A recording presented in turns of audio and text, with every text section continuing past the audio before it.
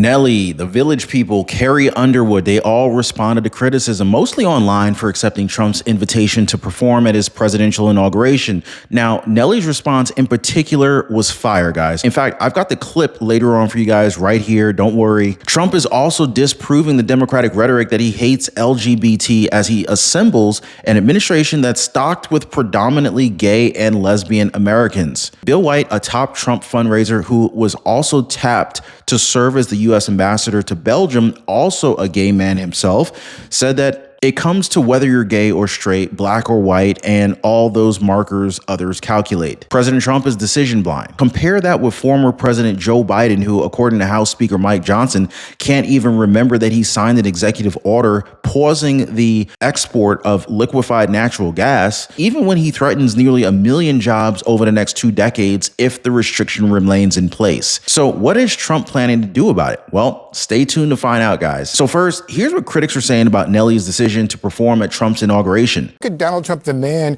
who would refuse to rent to black people in the 1970s, who tried to lead a lynch mob against 5 black and brown kids in the 1980s for the Central Park case, who refused to allow black casino workers to have a prominent place in his casinos in Atlantic City in the 1990s, who spent 5.5 years lying about Barack Obama's birth certificate in the 2000s, who came in office and then attacked black people like Colin Kaepernick, who attacked Ruby Freeman and her daughter Shay Moss for simply doing their jobs as Fulton County election workers. You dishonor those people when you go and perform for this man who has done nothing but dishonor black people. And just last year, he was calling Haitian immigrants, accusing them of eating cats and dogs.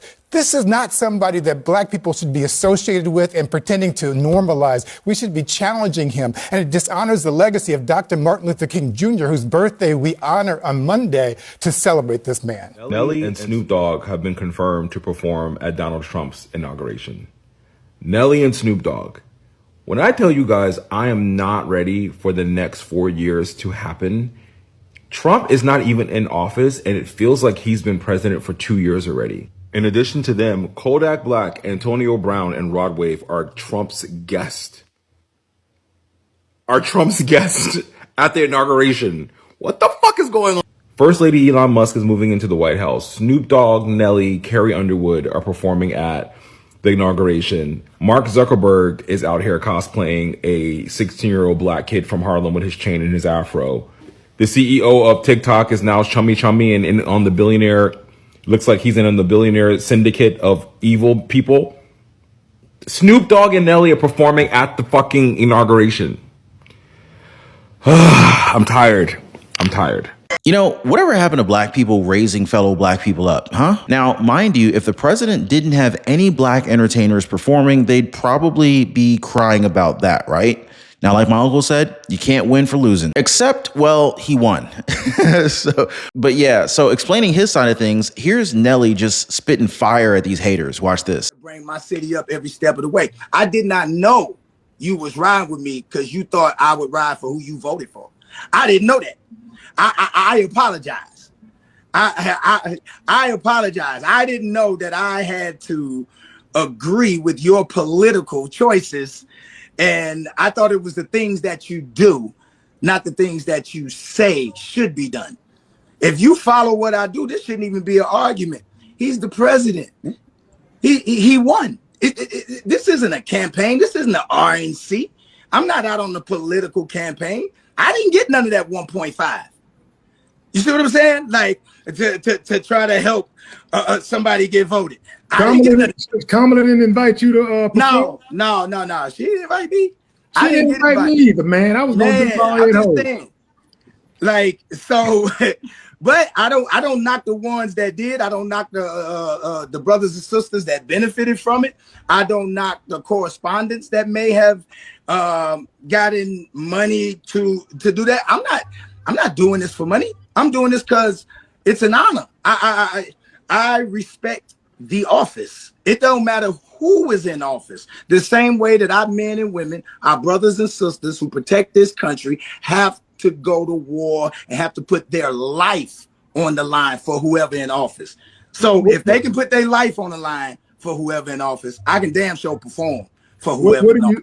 What do you say to the people that say we're not giving you this backlash because of your political affiliation or your political choice or whatever?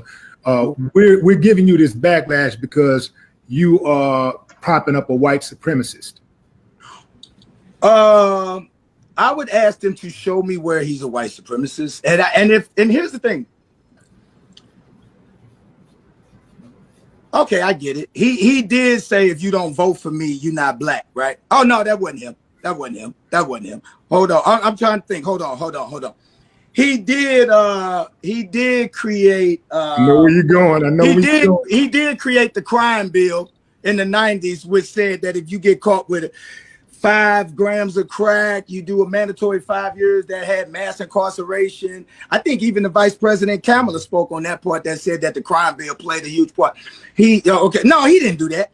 Let me see. What did he do? I'm trying to think. The white supremacist. Hold on. I'm gonna get to it. Okay. He did not rent to black people. What was it, in the 70s or the 80s? Is that what they said? And like, oh, okay, is he written to him now? So nobody's allowed to change, right? See, here's the thing. So we can talk about past, but we never want to talk about our past. If our past get brought up in our community for a lot of what our men did, we always call it rehabilitation. Yo, these young brothers, we've been through a lot. I know I've been through a lot. If my past was what was going to prevent me from winning today, I wouldn't be here. You know what I'm saying? Now, I'm not saying that he ain't got some fucked up ways. That's not what I'm saying at all. That's why I'm not telling you who to vote for. But what I'm saying is that he's the president of the United States. He's not the candidate for the United States. He's the president. He won. Nelly bringing up the hypocrisy is fire in and of itself. Truth is, Nelly doesn't owe anyone any loyalty, really. I mean, his loyalty should be to himself and his circle/family, right? Now, like my uncle says, what the next person eat doesn't make me shit. So yeah, me personally, like Nelly, I could care less about what the next guy is doing. You know what I'm saying? I mean that. Nonetheless, some of these pop stars who performed at Trump's inauguration are in a very tricky position, performing for him while placating their fans. Carrie Underwood, for one, told The Guardian in 2019 that she tried to stay far out of politics if possible, and she was among the first performers to be announced for Trump's swearing-in ceremony. She commented more recently about how she loves our country and is honored to have been asked to sing at the inauguration and to be a small part of this historic event. For her, it's answering the call at a time when we must all come together in the spirit of unity and looking to the future. And so yeah, like Nelly said in this clip, by the way, that was a 50-minute live stream conversation with the rapper and YouTuber Willie D. Nelly said it's an honor and he respects the office, because for him, it doesn't matter who's in office. He even compared it with the way that our men and women, our brothers and sisters who protect this country, have to go to war, and they have to put their life on the line for whoever it is in office. He also made a very valid point. Performing for somebody and voting for somebody are two different things. Then, of course, there's the Village People. We all know how YMCA became such a big part of Trump's campaign rallies. Interestingly enough, though, there was actually an unsuccessful cease and desist letter about it in 2023. Then came the 180. In December 2024, Victor Willis, the writer of the song, said in a Facebook post that he let Trump use YMCA because Trump was a fan. After they were confirmed as performers for the inauguration, the Village People wrote on Facebook on January 13th, our song YMCA is a global anthem that hopefully helps bring the country together after a tumultuous and divided campaign where our preferred candidate lost. Okay. And the week before the inauguration, Willis wrote on Facebook that the performance wasn't an endorsement and that the band supported Kamala Harris. But ironically enough, though, they also said that if their preferred candidate had won, Village People would have never been invited to perform at her inauguration. Isn't that odd? She would have chosen the likes of John Legend and Beyonce, etc. But now that President Trump has been elected, the Village People are supposed to toe the line and say no to an invitation to perform? How does that benefit the Village People? It doesn't. It's simply hatred from one political perspective. Plus, Willis said that Trump helped get YMCA back on the Billboard charts and that the LGBTQ plus and African American communities that are hating on them for doing this, they had done little to boost the group recently. And it's not like Trump hasn't done anything for the LGBT and black communities. In fact, he's appointing many prominent gays and lesbians in his administration despite what many Democrats want you to believe. In fact, one such appointee is Bill White, a top Trump fundraiser who was tapped to serve as the U.S. ambassador to Belgium. As he put it, President Trump bases his decision on the kind of job that he knows you will do, period. And it's not just him. Scott Bessent, 62 years old, Treasury Secretary, if confirmed, the hedge fund manager would be the highest ranking openly gay official in U.S. history. Rick Grinnell, 58 years old, presidential envoy for special missions. He was Trump's director of national intelligence during his first term. Tammy Bruce, 62, the new State Department spokesperson, was a Fox News contributor. Jacob Hellberg, 35 years old, Undersecretary of State for Economic Growth, Energy, and the Environment. Art Fisher, 49 years old, ambassador to Austria. And at least 10 other prominent LGBT Americans are slated for major administration posts, at least according to Trump insiders. Now, as one person put it, the Velvet Mafia this time around will be extensive. For those thinking this is a recent thing for the president, it's not. Gay and lesbian officials in Trump's first term included Randy Berry, his ambassador to Nepal, and James Abbott, who Trump tapped to serve on the Federal Labor Relations Authority. Now, as Bessent described it, it is a tribute to the president that he looks at people as people. I mean, even a top gay New York City Democrat said that he was pleased with the picks. So yeah, whatever the Democrats are saying about Trump's homophobia or whatever, this evidence, it really does say otherwise. I mean, I even heard people saying Trump was going to put these people in concentration camps. How ridiculous is that? But drop a quick yes in the comments down below. Hit the like button if you guys are picking up what I'm putting down here in the video. And while you're at it, definitely hit the subscribe button. Totally appreciate your support. And as always, thank you guys so much for sharing these videos. You guys are absolutely a godsend. All right, so while these people, no doubt liberals, are complaining about Nelly and Trump, we've barely heard anything from them about former President Biden and his degrading mental acuity. For instance, House Speaker Mike Johnson recently recounted how, through his personal observation in dealing with Biden, the president has not been in charge for some time. Johnson started his story with how Joe Biden's staff kept brushing off his attempts to schedule a meeting with the president in January 2024, even though he said that he had big national concerns that he was losing sleep over. Biden's staff finally relented after some pressure from the media and invited him to the Oval Office to meet with the president. But then the meeting didn't exactly start as expected. He said it was actually an ambush because it's not just him and the president. It's also Kamala Harris, Chuck Schumer, Hakeem Jeffries, the CIA director. So the group was starting to gang up on him about the Ukraine funding until Biden asked if he could have the room with him. And so once Biden and Johnson were one-on-one and alone in the Oval Office, the speaker finally got to ask the president about his pause on the LNG exports. So about the LNG exports, he asked, "Sir, why did you pause LNG exports to Europe? Liquefied natural gas is in great demand by our allies. Why would you do that?" Johnson said that he pointed out to the president how he was fueling Vladimir Putin's war machine because they got to get their gas from him now. That's when, according to the speaker, Biden looked stunned, and he replied that he didn't do that, but he actually did do that. So Joe Biden initiated a pause on new LNG export permits in January 2024.